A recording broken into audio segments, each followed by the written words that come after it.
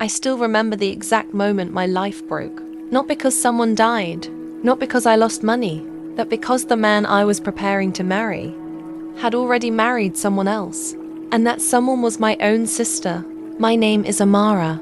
I grew up in a modest home in Enugu with my mother, my father, and my younger sister, Adaze. People always said Adaze was the beautiful one. Fair skin, soft voice, perfect smile. The type of girl aunties would point at during family gatherings and say, "This one will marry rich." I never hated her for it. She was my sister, my blood. We shared clothes, secrets, tears. At least, that's what I believed.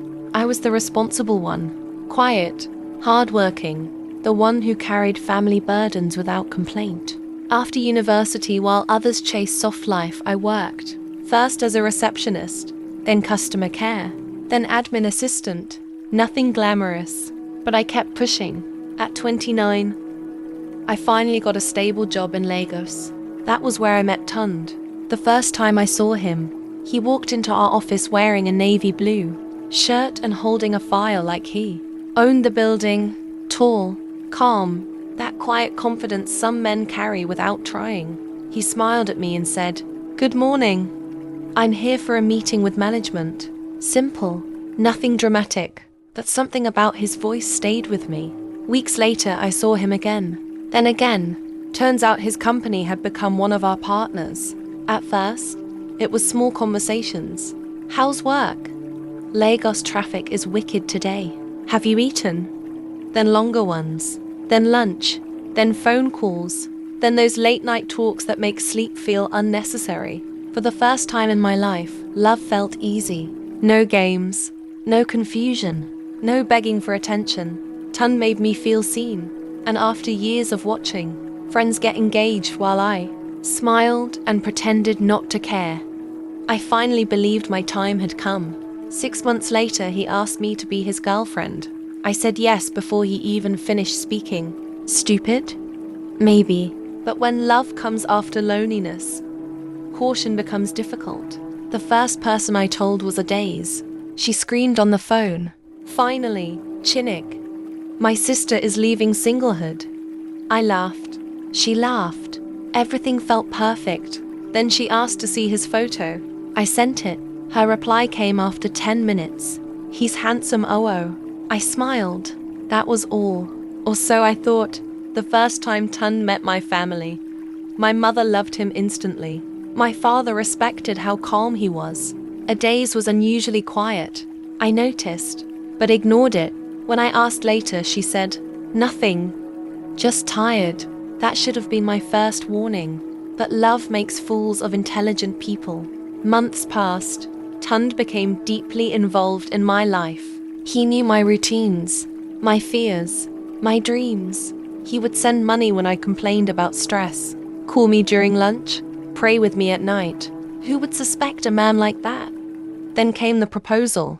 It happened at a restaurant in Lekki. Nothing extravagant, just us. He held my hand, looked into my eyes and said, "Amara, I don't want another woman. Build this life with me." I cried. Of course I cried. I said yes. I called everyone. Family group exploded. Church women started praying. My mother began planning Arso Ibi in her head. Even Adaze sounded happy. My sister is getting married. But looking back, her happiness sounded forced. Wedding planning began immediately. Venues, guest list, colors, cake vendor, photographer, chaos, the usual Nigerian wedding madness. Tund was busy often. Too busy. But I excused it. Men preparing for marriage are stressed too, right? Right? Then strange things started happening. He'd miss calls, disappear for hours, become defensive when I asked questions. Once I called around 10 p.m. A woman answered. I froze. Then the line cut. When I confronted him, he laughed. My colleague borrowed my phone. And I believed him. Again, because love can make lies sound reasonable. Then came the week everything changed. I went home to Enugu to finalize family wedding discussions. Adaze was there too. One evening, while helping her find a charger, her phone lit up. A WhatsApp notification. I wasn't snooping. I swear, but what I saw made my chest tighten. The contact name. My husband. I frowned. A daze wasn't engaged. I clicked. Just one glance. That was all. Then my entire body went cold. A wedding photo. A man in traditional attire. A woman beside him. The man was Tund. My fiancé. And the woman beside him was a daze. I stopped breathing. My hands trembled so badly I nearly dropped her phone. No.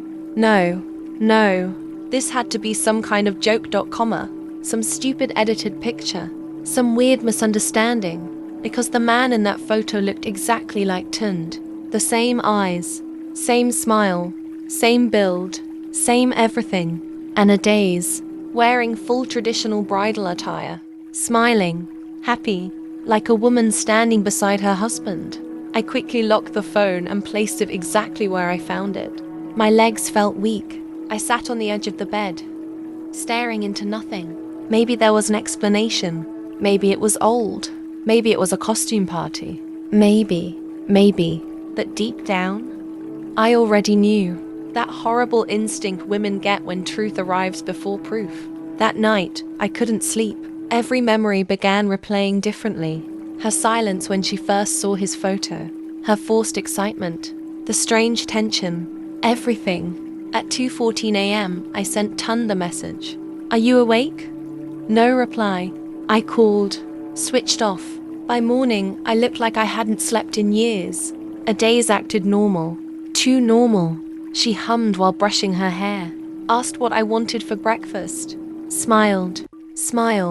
How do people smile while hiding betrayal? I waited until she left the room. Then I checked her phone again. This time, properly. And what I found shattered me completely.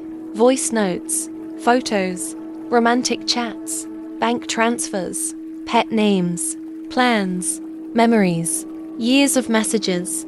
Years, not weeks, not months. Years. One message made me physically sick. A daze. What if Amara finds out? Tund. She won't. Trust me. Another. A daze. I hate pretending to be happy for her. Tund. Just a little longer. Let me handle it.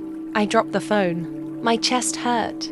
Actual pain. The kind that makes you wonder if heartbreak can stop a heart. My own sister. The girl I defended. Shared secrets with. Protected. Loved. And him? The man who prayed with me. Talked marriage. Held my hand. Said I don't want another woman. Leah. Both of them. I confronted a daze first. No screaming. Not immediately. Just quiet rage. I held up the phone. Explain this. She froze. Then something happened I will never forget. She didn't look ashamed. She looked. Caught. Different things. Amara. Explain. She sat down slowly and said words that changed me forever. I wanted to tell you. I laughed. Not because anything was funny, but because pain sometimes sounds like laughter. Tell me what? That you married my fiancé. Silence. Then, it happened before he met you. I blinked. What? We had issues. It was complicated. Complicated? You watched me fall in love with your husband. She looked away. We separated, but not divorced? Silence.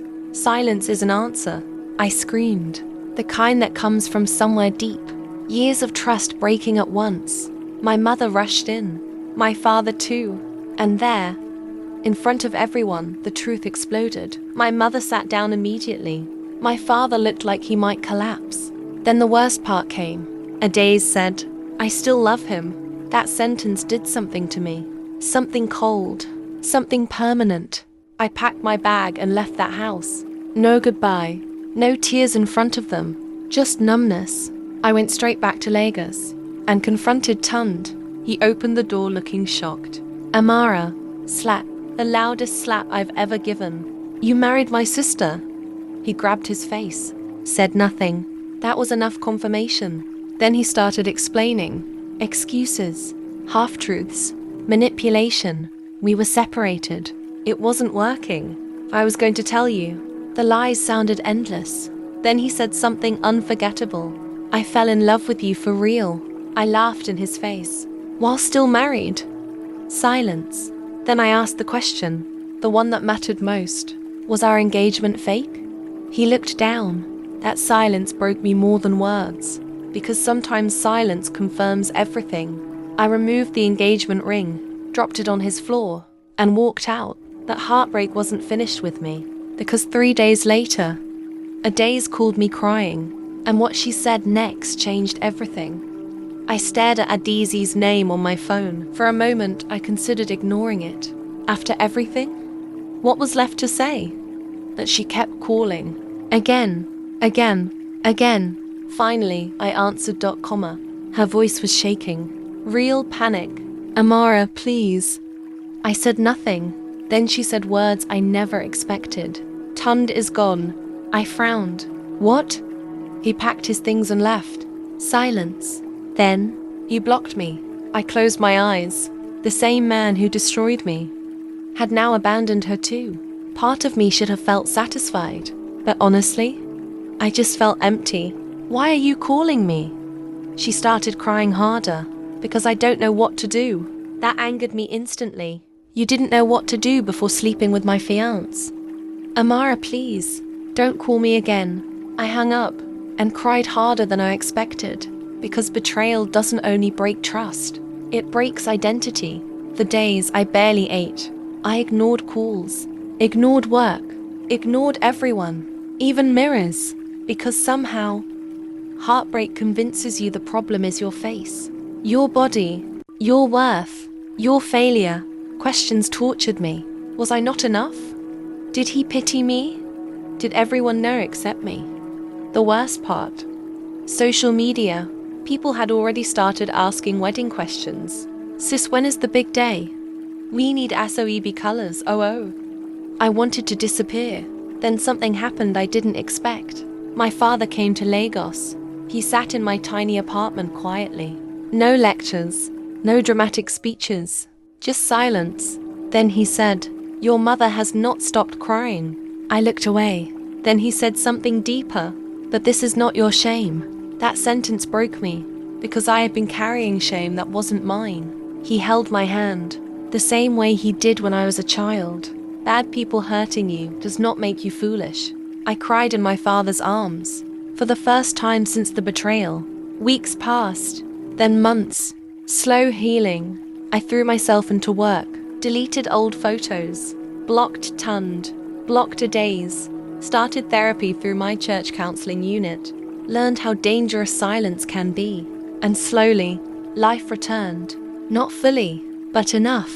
Then 6 months later, I saw Tund at a supermarket. He looked different, thinner, rougher, not the polished man I remembered. He saw me, froze, walked toward me. Amara. I wanted to leave, but stayed. He looked ashamed. Actually ashamed. Can we talk? I should have said no, but curiosity is powerful.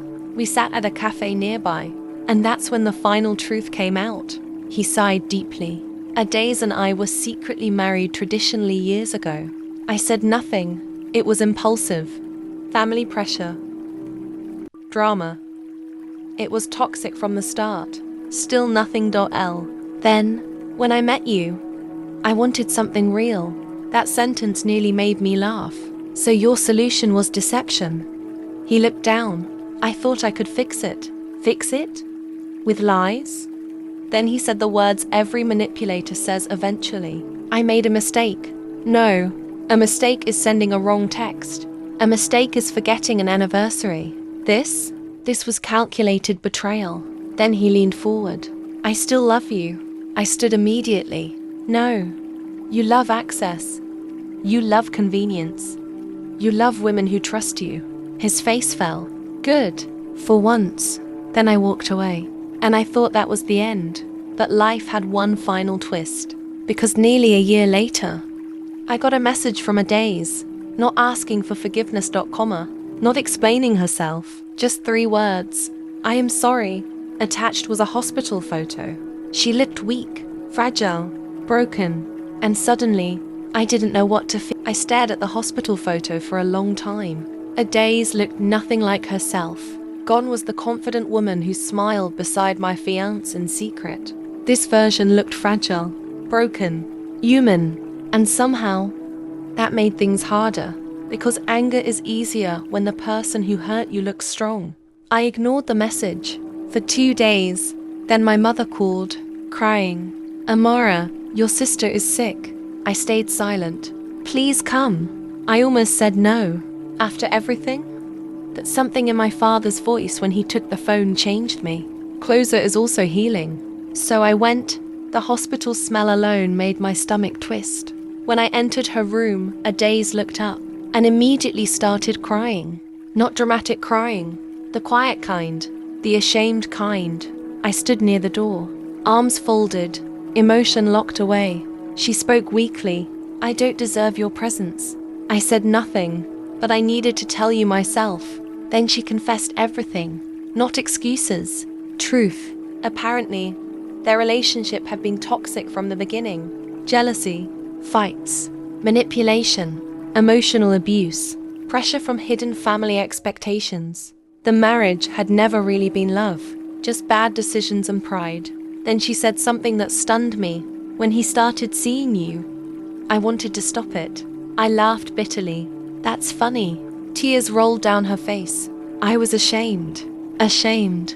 Such a small word for such massive damage. Then she whispered, "I envied you." I frowned. "What?" "You were always stronger than me. More respected.